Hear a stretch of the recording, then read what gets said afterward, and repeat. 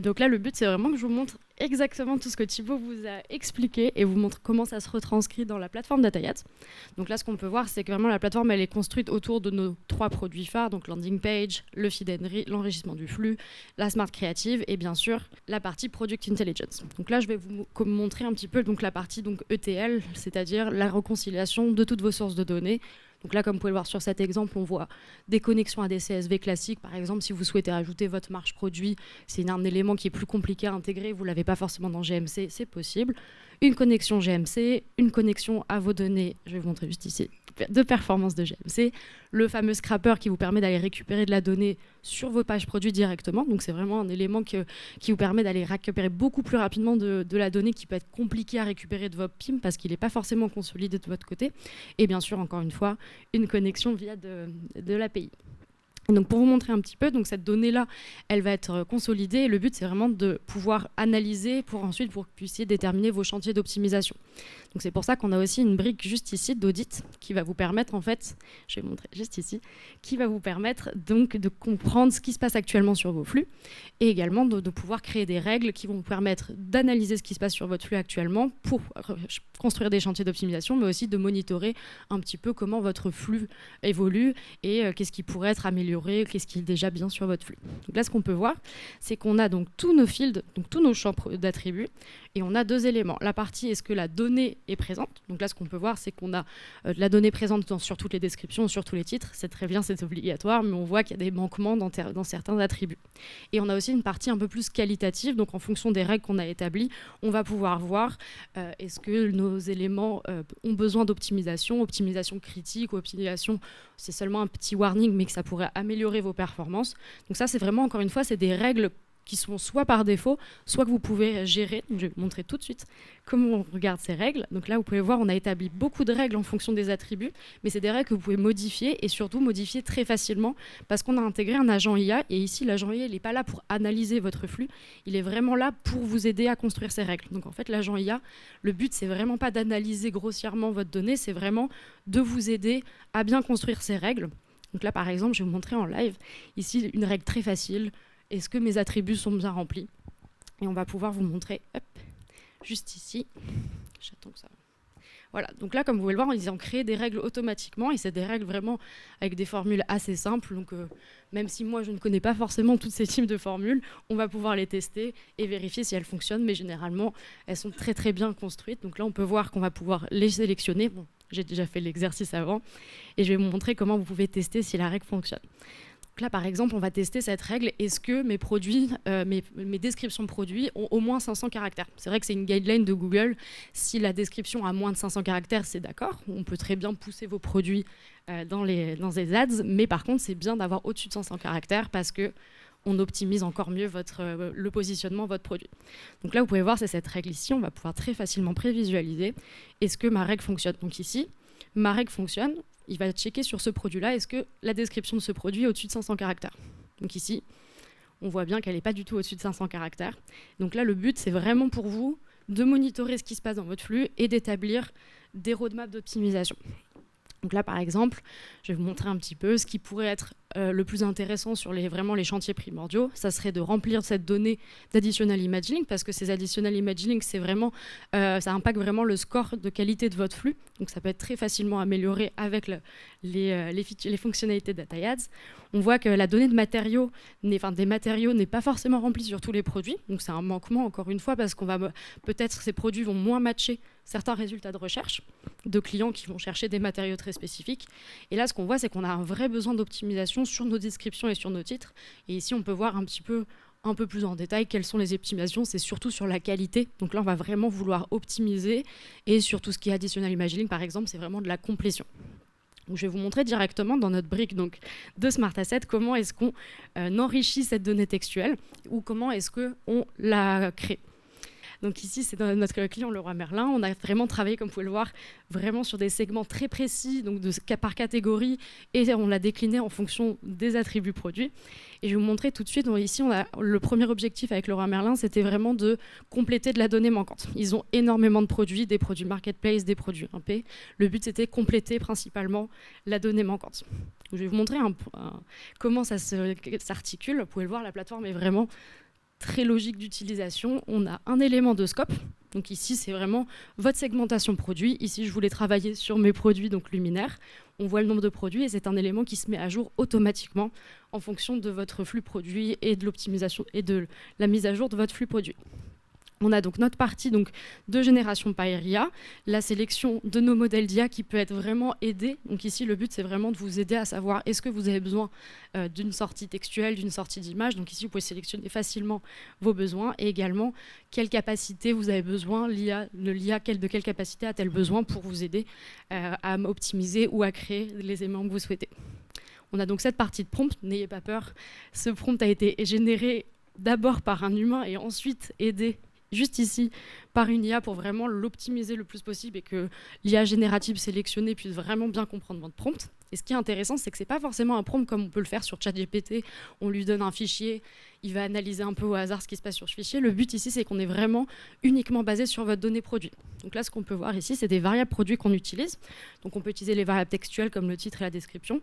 Mais on a aussi, et surtout dans le cas par exemple ici des couleurs, le but c'était d'ajouter de la couleur. On peut utiliser des variables de visuel. Donc pour ajouter une couleur qui n'existe pas, c'est vraiment très important de se baser sur un visuel si on n'a pas l'information autre part. Et on a bien sûr une partie de preview, le but, c'est vraiment que vous puissiez être sûr à 100% avant d'aller générer sur la totalité de votre segment produit que la valeur souhaitée, elle est bien rendue et avec un rendu souhaité. Donc là, ce qu'on peut voir, c'est que ce produit-là, il me ressort la valeur blanco. Donc on est sur un compte espagnol, encore une fois. Et donc le produit est bien blanc. Et ce qui est intéressant, c'est comme vous pouvez le voir, le compte, c'est un compte espagnol. Mais donc, les fonctionnalités de DataIAS et toutes les IA génératives, elles peuvent vraiment se décliner sur des entrées textuelles en français, en anglais, dans toutes les langues, et faire des sorties textuelles, encore une fois, dans les langues souhaitées. Donc c'est vraiment assez intéressant pour scaler sur différents marchés assez rapidement, pour optimiser vos flux produits sur les différents marchés. Je vais également vous montrer un autre exemple. Ici, c'est de l'optimisation de titres. Donc, on avait déjà des tricks existants. Et avec notre client, on s'est vraiment concentré sur un segment très précis. Donc, on a utilisé notre donnée source, donc de performance, comme expliquait Thibaut. Et également, on est allé se concentrer sur une sous-catégorie de produits. Donc là, c'est les luminaires d'extérieur qui ont un CTR en dessous de la moyenne, donc 876 produits, comme vous pouvez le voir. Et ici, le but, c'était donc d'optimiser ces titres produits. Donc là, vous pouvez voir en exemple, ici, c'était le titre produit original, pardon. Et ici, c'est le titre optimisé. Donc le but, c'était d'ajouter un petit peu de données contextuelles, de technique, un peu plus technique. C'est en espagnol, mais je vous explique un peu le but du prompt. Et je vais vous montrer aussi, donc là on est vraiment très focus optimisation du flux produit, mais comme disait Thibaut, le but c'est aussi d'utiliser cette donnée textuelle pour vos PDP par exemple. Et donc juste ici je vais vous montrer sur les key highlights ou les reasons to buy, ce qu'on a pu créer sur une catégorie encore une fois très spécifique. Donc là on peut voir ce qui a été généré sur cette catégorie. Encore une fois, c'est en espagnol et c'est vraiment de la donnée que vous allez pouvoir utiliser donc, dans votre flux produit, encore une fois, mais sur vos PDP si vous avez besoin d'ajouter vos key highlights, vos reasons to buy. Et cette donnée-là, elle peut être basée sur votre donnée GMC, mais aussi sur vos UGC, donc vos avis clients, par exemple. Donc ça peut vraiment être assez intéressant si vous avez besoin d'agrémenter un petit peu vos fiches produits et d'apporter un peu de contexte à certains de vos produits. Et enfin, bien sûr, on parlait de la donnée structurée donc, pour des agents IA. Le but avec donc, cette brique de génération textuelle, c'est vraiment de pouvoir aussi créer une donnée structurée sur vos fiches produits pour qu'elles apparaissent encore mieux dans des résultats de recherche par IA. Vous voyez, le but ici, c'est vraiment, vous êtes maître de votre destin.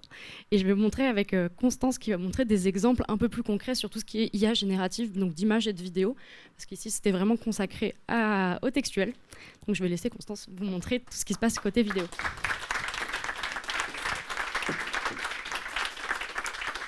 Merci Audrey. Donc effectivement, maintenant que vous savez tout sur l'enrichissement de vos flux et des textes, on va voir ensemble comment vous pouvez également créer des assets vidéo et photos dans notre plateforme grâce à l'IA.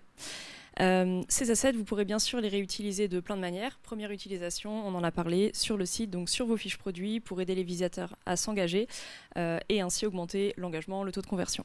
Deuxième utilisation possible, sur les landing pages DataIADS. Ça, c'est dans le cas où vous avez eu la bonne idée de souscrire à une licence Smart Landing Page.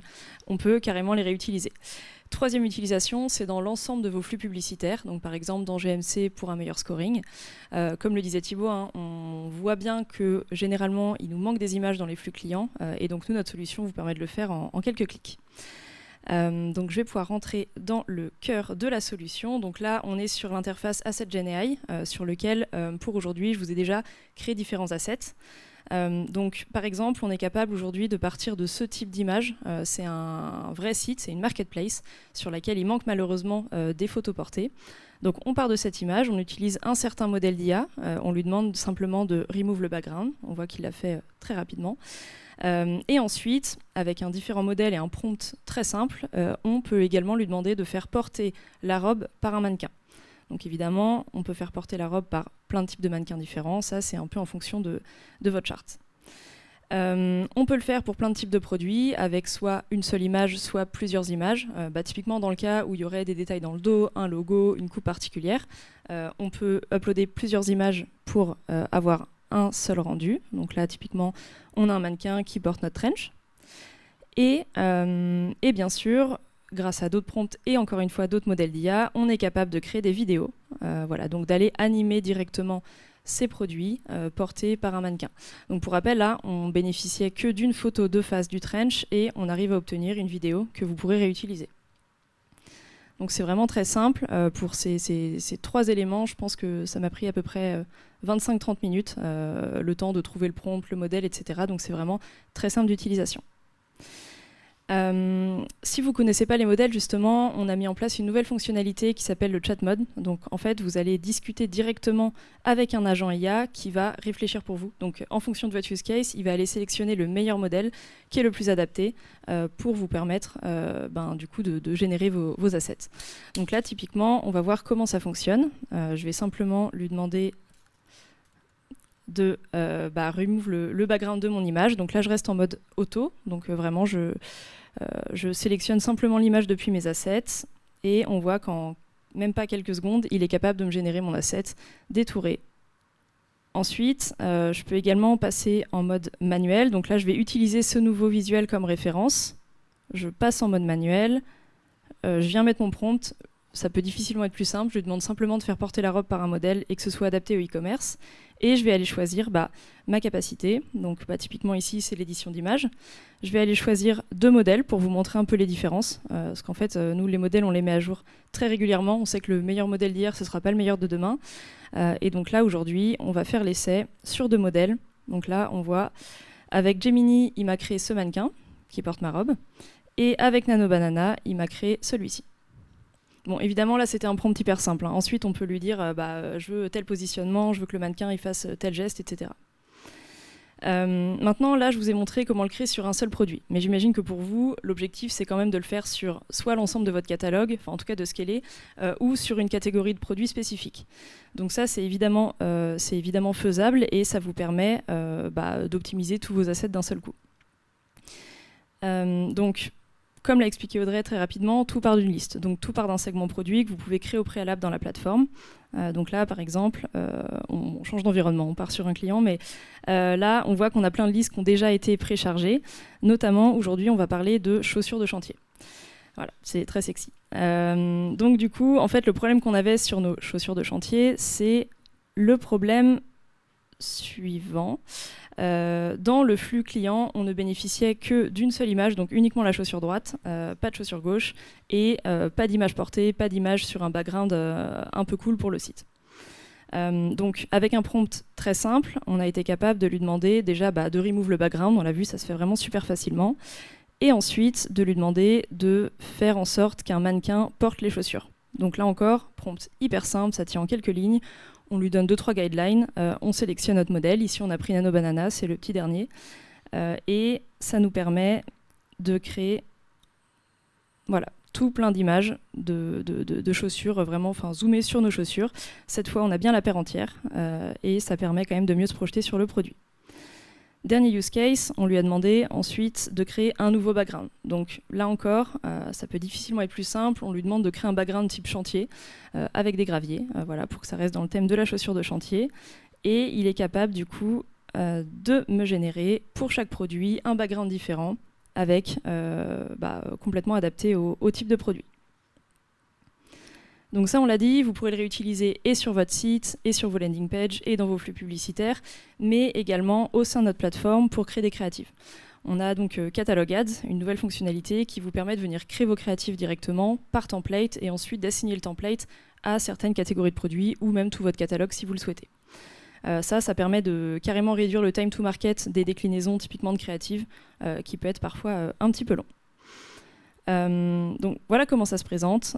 Pour aujourd'hui, on vous a créé des templates. Donc là, typiquement, sur notre fameux template de chaussures de chantier, on retrouve bien tous nos assets. Donc si je rentre un peu dans le détail, on retrouve bien nos chaussures de chantier avec background chantier, notre seule chaussure droite, nos chaussures portées et les éléments un peu produits. Donc cette interface, elle est hyper simple à utiliser. Vous partez d'un Canva, il y a des modèles qui sont prédéfinis, par exemple Meta, Ads, ou alors vous pouvez faire du complètement custom. C'est les mêmes raccourcis qu'un Figma ou un Adobe, donc que ce soit pour vous ou votre agence créa, c'est hyper simple à utiliser. Et donc, pour utiliser du coup ces fameux templates, c'est hyper simple. Donc, système de drag and drop. Ici, je peux venir écrire tout simplement « Bonjour ». Cet élément, je peux le placer exactement où je veux sur ma créative et le mettre à différents niveaux. Donc, soit un layer bas, soit un layer haut. Et voilà, je peux le supprimer très facilement. Si, typiquement, j'avais souhaité plutôt inverser l'ordre des images, on voit que ça se fait vraiment en quelques clics.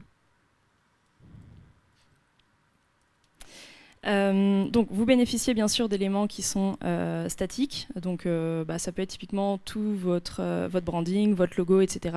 Et d'éléments dynamiques donc, qui vont être variabilisés en fonction du produit qui est affiché sur la créative. Donc là on voit qu'on a des textes statiques, des images, des shapes que vous pouvez utiliser.